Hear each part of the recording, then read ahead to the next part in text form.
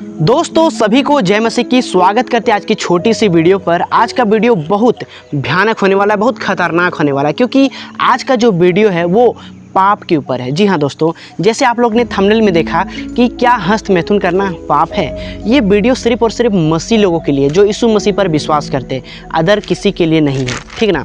देखिए दोस्तों, जब हम संसार में थे तो कहीं ना कहीं हम जवान इस तरह के पाप में पड़ते थे। मैं भी पड़ा हूँ, मैं दूध का धुला नहीं हूँ, मैं भी पड़ा हूँ। और कभी कभी ऐसा होता था कि रहा नहीं जाता था। तो कहीं आपके साथ भी ऐसा नहीं हो रहा है? हो रहा होगा। लेकिन दोस्तों आज हमें बचना है। देखिए दोस्तों, मैं जब संसारिक में था, जब प्रभु यीशु मसीह में नहीं था, तो इसका शिकार मैं भी हो चुका हूँ। लेकिन बात रही अब हम सच्चाई को जान गए, प्रभु यीशु मसीह को जान गए, लेकिन ये पाप हमारे अंदर है, तो हम इससे कैसे निकले, आज इसी टॉपिक में बात करने वाले हैं।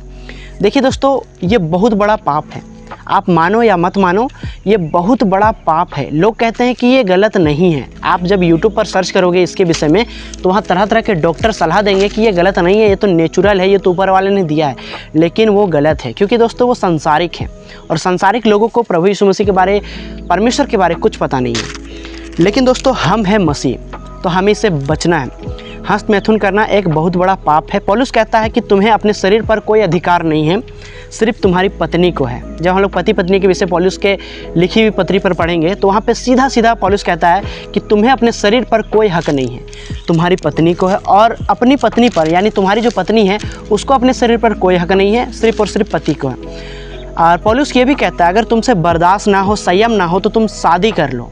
तो दोस्तों अगर आप शादी लायक हो गए हो, शादी करने लायक हो गए हो, और आपसे ये पाप छूट नहीं रहा है, तो आपको कुछ नहीं करना है, आपको कंट्रोल करना है। दूसरी बात, आपसे संयम नहीं हो रहा है तो शादी करना है, लेकिन ये अपने हाथों से गलती नहीं करना है, क्योंकि ये बहुत बड़ा पाप है। हम लोग एक वचन को पढ़ेंगे दोस्तों, निकालेंगे इब्रानी 10:26, ठीक ना।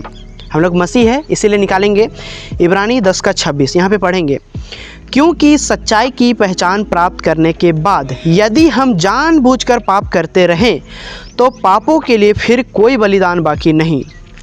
यहाँ पे क्या लिखा हुआ है? यदि हम सच्चाई को जानने के बाद, यीशु मसीह को जानने के बाद, बपतिस्मा लेने के बाद, यदि हम जानबूझकर पाप करते रहें, तो हमारे लिए फिर कोई बलिदान बाकी नहीं। जैसे कि दोस्तों हम पाप में थे, तो हमारे लिए एक बार यीशु मसीह मरे, और हम उस पर विश्वास किए कि वो हमारे पापों के लिए मरे। लेकिन अगर आप बपतिस्मा ले लेते हैं और दोबारा पाप करते हैं, तो फिर आपके लिए कोई बलिदान नहीं होगा, ना होने जा रहा। वो आपका पहला बलिदान था, आखिरी बलिदान था, और वही एकमात्र बलिदान था, ठीक ना।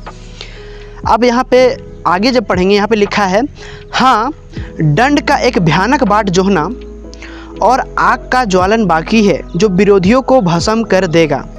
यानी दोस्तों एक होने वाला है जो परमेश्वर अपने विरोधियों को भस्म कर देगा। लिखा है, अगर तुम पाप करते रहे तो तुम्हारे लिए एक भयानक दंड आएगा, वो आएगा आग का, और वो विरोधियों को भस्म कर देगा। विरोधी कौन है?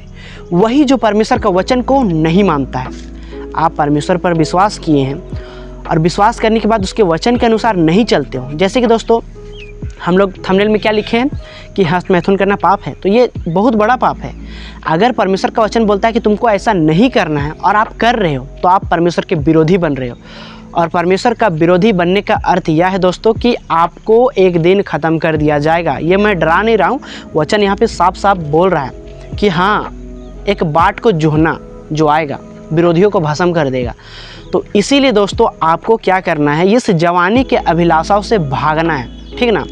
आपको इससे दूर दूर तक कोई रिश्ता नाता नहीं रखना। अगर आपसे संयम नहीं हो पा रहा है तो आप शादी कीजिए, लेकिन ऐसा काम मत कीजिए, क्योंकि आपको यही पाप नरक ले जा सकता है। यहाँ पे लिखा है कि एक भयानक बाट को जोहना, यानी दोस्तों अभी आप पाप कर रहे हो, अभी आपको कुछ पता नहीं चल रहा है, लेकिन परमेश्वर का वचन बोल रहा है एक भयानक बाट को जोहना, यानी इंतजार करो, एक आ रहा है खतरनाक आग का ज्वालन बाकी है।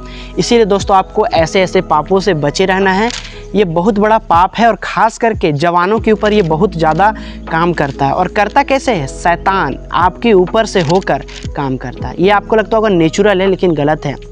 जिस दिन आप अपने जीवन को प्रभु यीशु मसीह के हाथ में सौंप दीजिएगा, आपको ऐसा फीलिंग या ऐसा थॉट आपके मन में नहीं आएगा। आपको विश्वास करना पड़ेगा प्रभु यीशु मसीह पर। चलिए आज की वीडियो यहीं तक। आपको ज़्यादा से ज़्यादा जवानियों की अभिलाषाओं से भागना है। तो चलिए आज की वीडियो यहीं तक। ये मुझे लगा कि इम्पोर्टेंट है, इसलिए मुझे बनाना पड़ा। इस वीडियो को ज़्यादा से ज़्यादा शेयर कीजिए और प्रभु इस वीडियो के द्वारा आप सभी को आशीष दें। सभी को गॉड ब्लेस यू।